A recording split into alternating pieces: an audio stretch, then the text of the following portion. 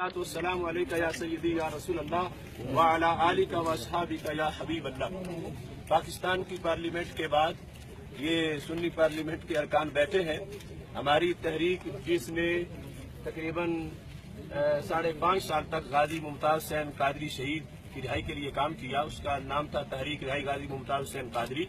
अब उसी को तहरीक लब्बैक या रसूल अल्लाह सल्लल्लाहु अलैहि वसल्लम के नाम से आगे चलाया जा रहा है। ये चेलम का जो प्रोग्राम था, उसके बाद मार्च और इस वक्त ये धरना जो है, ये आप अच्छी तरह हाईलाइट करें कि ये सब प्रोग्राम तहरीक लब्बैक या रसूल अल्लाह सल्लल्लाहु अलैहि वसल्लम के प्लेटफार्म से है, जो कि नुमाइंदा तंजीम है तमाम अहले सुन्नत व जमात की तंजीमों की। और ये हजरत शेखुल हदीस अल्लामा हाफिज खादिम हुसैन रिजवी साहब ये सरपरस्त आला है। बंदा नजीज डॉक्टर मोहम्मद अशरफ आसिफ जलाली इस तहरीक लब्बैक या रसूल अल्लाह सल्लल्लाहु अलैहि वसल्लम का बंदा नजीज चेयरमैन है। और पेशवाए अहले सुन्नत हजरत पीर मोहम्मद अफजल कादरी साहब इसके रूह रवा है। पीर सैयद मोहम्मद ज़हीरुल हसन शाह साहब ये वाइस चेयरमैन है। और काजी मोहम्मद महमूद अहमद कादरी साहब अवान शरीफ सीनियर रहनुमा है। इधर हमारे जर्नल अहले सुन्नत हजरत इंजीनियर सरवर एजाज कादरी साहब इसके सीनियर रुकन है इसी तहरीक लब्बैक या रसूल अल्लाह सल्लल्लाहु अलैहि वसल्लम के। डॉक्टर मोहम्मद शफीक अमीनी साहब ये खैबर पख्तूनख्वा तहरीक लब्बैक या रसूल अल्लाह सल्लल्लाहु अलैहि वसल्लम के अमीर हैं। इसी तरह बलूचिस्तान सिंध तमाम इलाकों की यहाँ नुमाइंदगी मौजूद है। और पीछे हमारे पिंडी इस्लामाबाद के वोदेदारान इस वक्त आपको नजर आ रहे हैं। आप ये जानते हैं कि ये पूरे आलम इस्लाम में हजरत गाजी मुमताज हुसैन कादरी की शहादत की वजह से एक बड़ा दर्द है सीनों में। और इश्क़ रसूल अलैहिस्सलाम की बुनियाद पर पूरे आलम इस्लाम के अंदर एक अजीब सी कैफियत मौजूद है। हम ये समझते हैं कि अगर मुल्क में निज़ाम मुस्तफ़ा सल्लल्लाहु अलैहि वसल्लम का निफाज होता तो ऐसे साने से कौम दो चार न होती। और गाजी मुमताज हुसैन कादरी शहीद का भी जाते वक्त ये पैगाम था, जब उन्होंने मौत के फंदे को चूमा तो ये कहा कि मैं नामूस मुस्तफ़ा सल्लल्लाहु अलैहि वसल्लम के लिए अपनी जान दे रहा हूँ और मुझे इंतजार रहेगा कि इस मुल्क में निज़ाम मुस्तफ़ा सल्लल्लाहु अलैहि वसल्लम का निफाज कब होता। इस बुनियाद पर आपके पास जो हमारा ये पेपर पहुंचा है, हमारे मुतालबात में सरफहरिस्त मुतालबा ये है कि पाकिस्तान में निज़ाम मुस्तफ़ा सल्लल्लाहु अलैहि वसल्लम का निफाज किया जाए। और 295C जो कानून नामूस रिसालत है, उसमें किसी किस्म की तरमीम न करने की गारंटी दी जाए। और जितने भी गुस्ताखान रसूल सल्लल्लाहु अलैहि वसल्लम अदालतों से सजा याफ्ता है, आसिया मलूना समेत, उनको फांसी पे चढ़ाया जाए। दीगर मुतालबात भी आपको कागज में लिखे हुए हमारे मिल जाएंगे।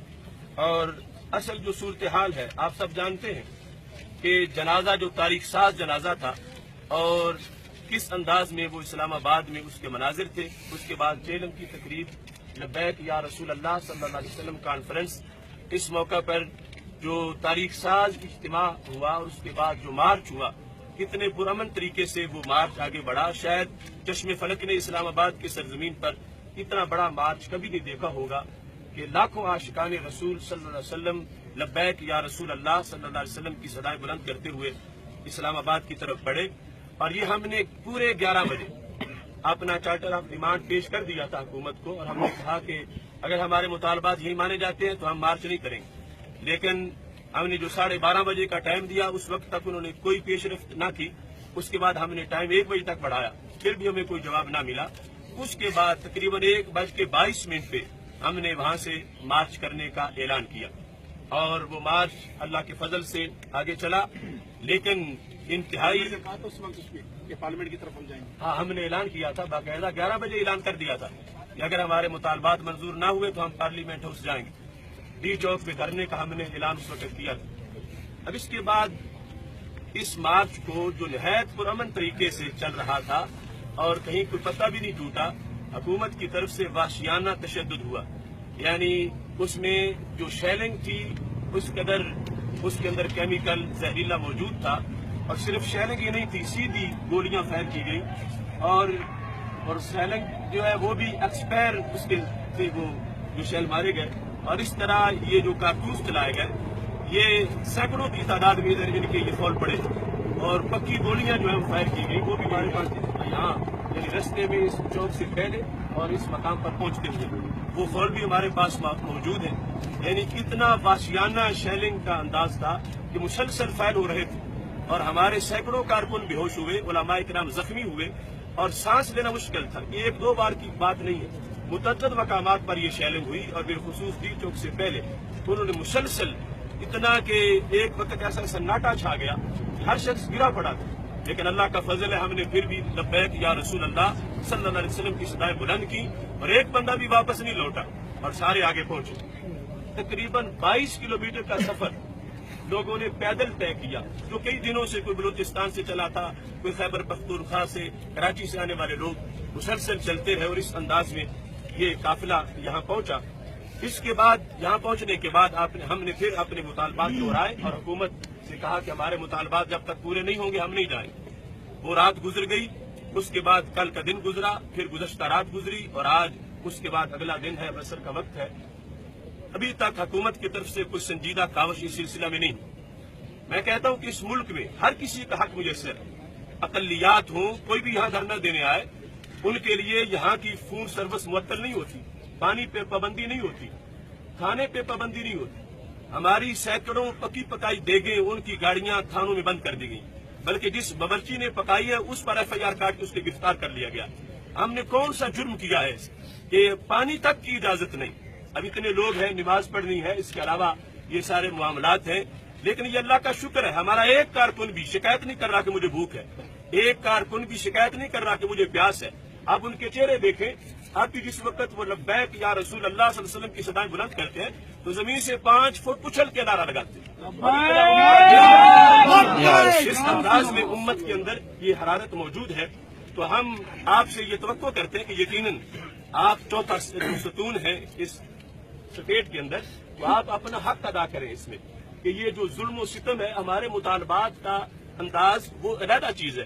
یعنی یہاں ہم نے بیٹھ کر جو پرامن طریقے سے بیٹھے ہوئے, کیا ستم کیا ہے کہ ہر چیز پر پابندی لگا دی گئی اور کھانے تک کی چیزوں میں پابندی ہے اور سارے معاملات اس طرح کے ہیں کہ مسلسل جو کارکن نکلتا وضو کرنے کے لیے یہ انہوں نے یوں بنایا جیسے انڈیا پاکستان کا بارڈر ہے, جو پار ہوتا ہے اس کو گرفتار کر کے گاڑیوں میں اٹھا کے لے جاتے ہیں. اور آنے والے لوگ جو مسلسل ملک کے شہروں سے یہاں شرکت کرنا چاہتے ہیں, اس وقت تقریباً 5000 کے قریب لوگ صرف اسلام آباد اور راولپنڈی میں گرفتار ہو چکے ہیں. اور اس انداز میں یہ تشدد کے ساتھ ہماری تحریک کو کچلنا چاہتے ہیں. مگر ان حکمرانوں کی بھول ہے, وہ پیٹ دھرنے اور ہوتے ہیں, وہ گویوں اور نچیوں کے دھرنے اور ہوتے ہیں, وہ حکومت اور ایجنسیوں کے جو اندر سازشوں کے بنے ہوئے دھرنے اور ہوتے ہیں. یہ دھرنا ہے نظام مصطفیٰ صلی اللہ علیہ وسلم والوں کا دھرنا, یہ دھرنا ہے ناموس رسالت صلی اللہ علیہ وسلم کا دھرنا. اس واسطے ہم سے یہ جتنی بھی بدسلوکیاں کر لیں, ہم نہ تھکنے والے ہیں, نہ ہارنے والے ہیں اور نہ واپس جانے والے. انشاءاللہ اپنے مطالبات کے لیے ہم آخری جو اپنا لمحہ ہے سانس کا, اس تک ہم اپنا کردار ادا کریں گے. اور آپ سے درخواست ہے کہ جو لوگ غلط رنگ دیتے ہیں, یعنی کوئی کہہ رہا ہے کہ توڑ پھوڑ ہو رہی ہے, اب جو ایجنسیاں کریں ہم اس کے حق ذمہ دار نہیں ہیں. ہم نے اپنے کارکنوں کو کنٹرول کیا ہوا ہے اور ہمارا کارکن کسی سے نہ کچھ مانگتا ہے کہ مجھے کوئی چیز کھانے کو دو اور نہ پینے کے لیے مانگ رہا, وہ مطمئن بیٹھے ہیں. لیکن ہم جو ایک حقیقت ہے وہ اجاگر کر رہے ہیں. کوئی یہ نہ کہے کہ وہ وہاں پہ اپیلیں کر رہے ہیں کہ ہم بھوکے مر گئے ہیں, ہم پیاسے مر گئے. ہم کسی سے اپیل نہیں کر رہے, صرف ہم حقیقت کو واضح کر رہے ہیں کہ یہ ظلم اس وقت وہ ہو رہا ہے جو یزیدوں نے بھی شاید نہ کیا ہو. اس طرح کا یہ انداز ناموس رسالت صلی اللہ علیہ وسلم کے متوالوں سے کیا جا رہا ہے.